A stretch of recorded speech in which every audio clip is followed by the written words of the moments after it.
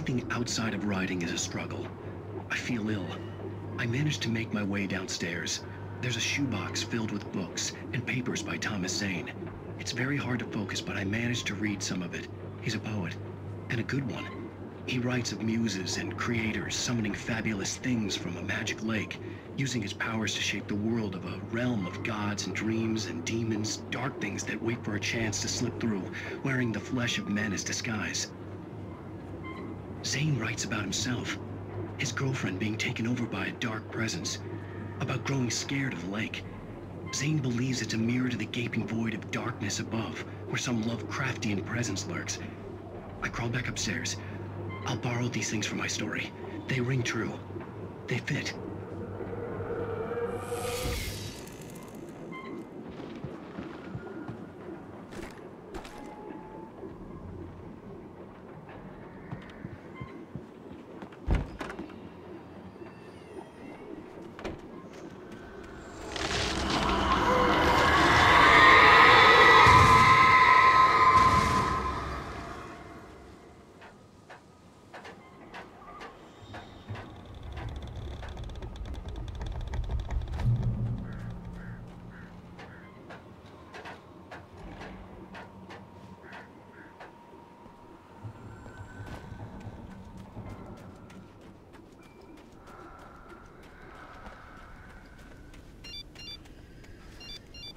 The kidnapper had sent me a text. The message was full of spelling errors and insults. It was telling me to hurry up.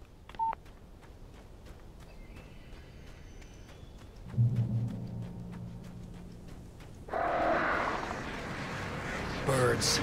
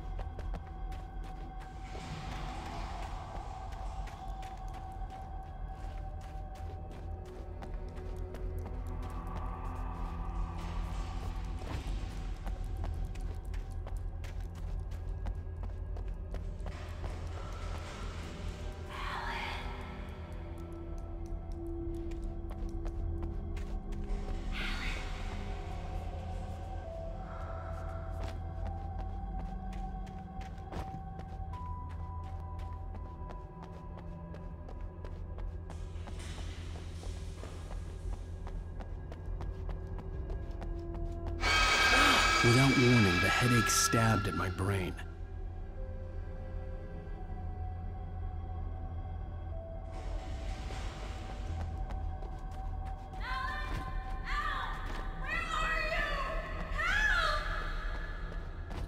Alice? Help me! Alice!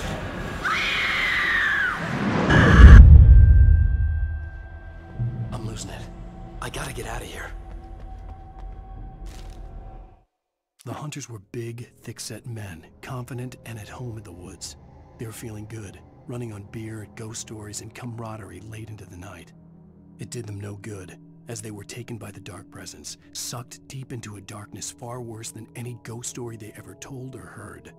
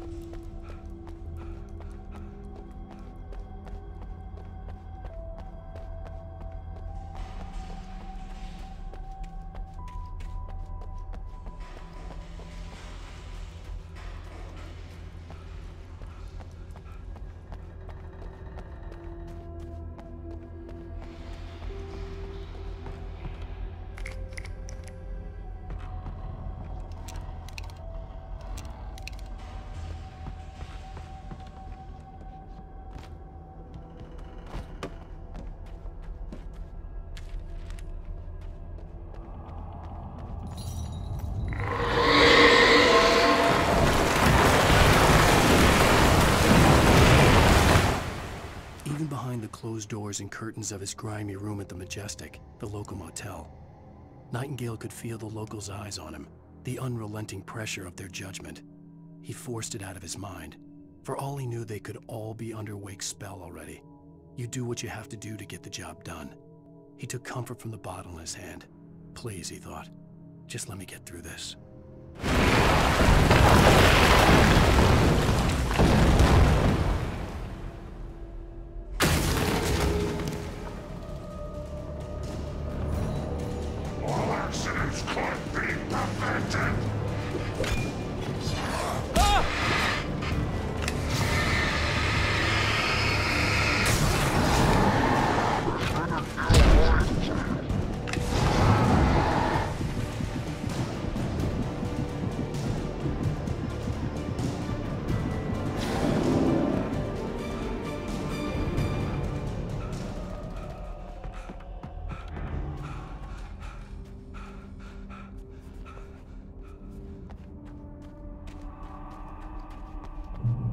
I'd have to make my way up this mine shaft in order to go on. Maybe the machinery could help me with that.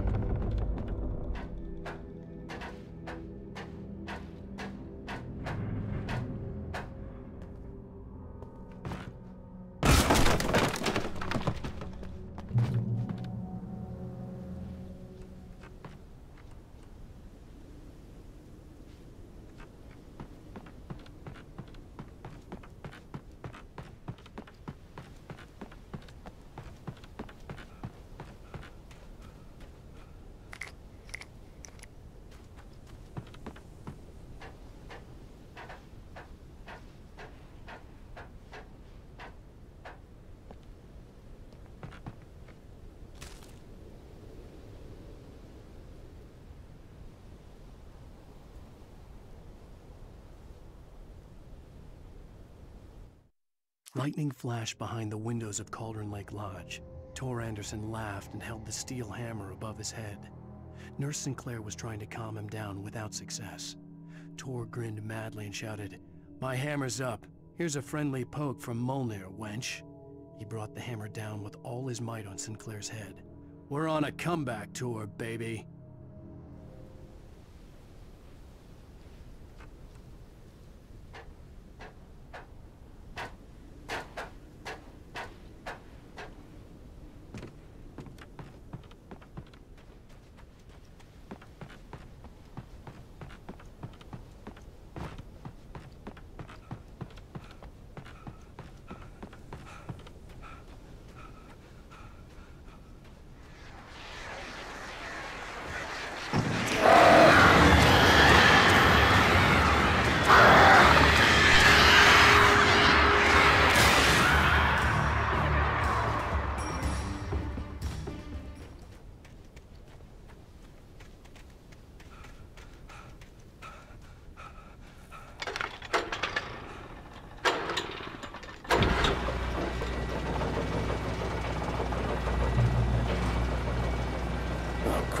Another cable car.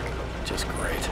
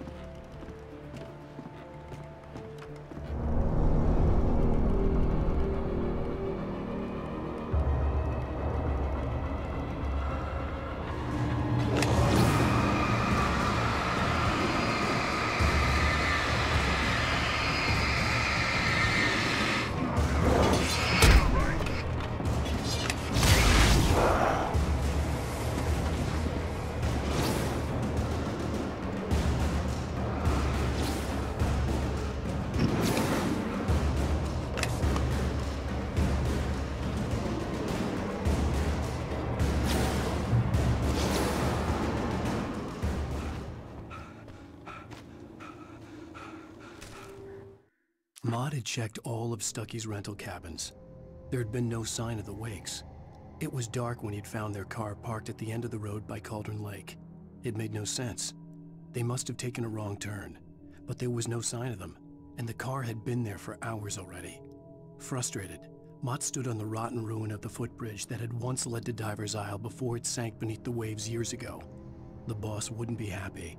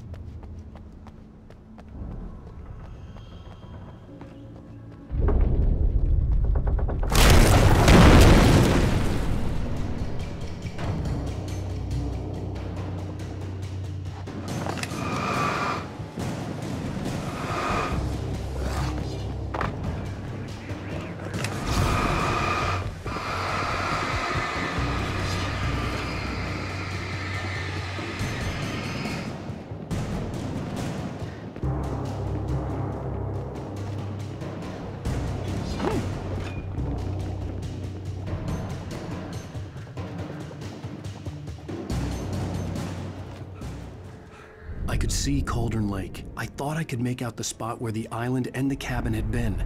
There was a light near it. It had to be a boat.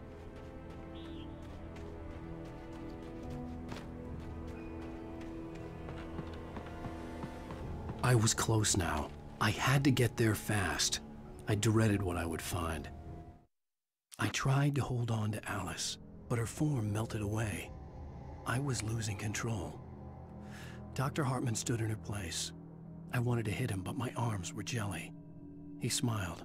It was a reassuring smile, and I hated him for it. I had to give you a sedative. Don't fight it. You went through another rough period.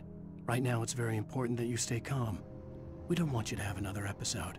You're a patient at my clinic. Have been for a while now.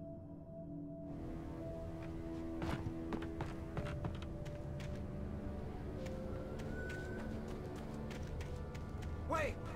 Are you? Wait! Hey, I'm here! I'm coming! No! Get away! Sorry! Please, it's late! The boss didn't know who he was messing with! I didn't know! I swear, I didn't know! We don't have his wife! We don't know where she is! She's probably drowned! We just said we had...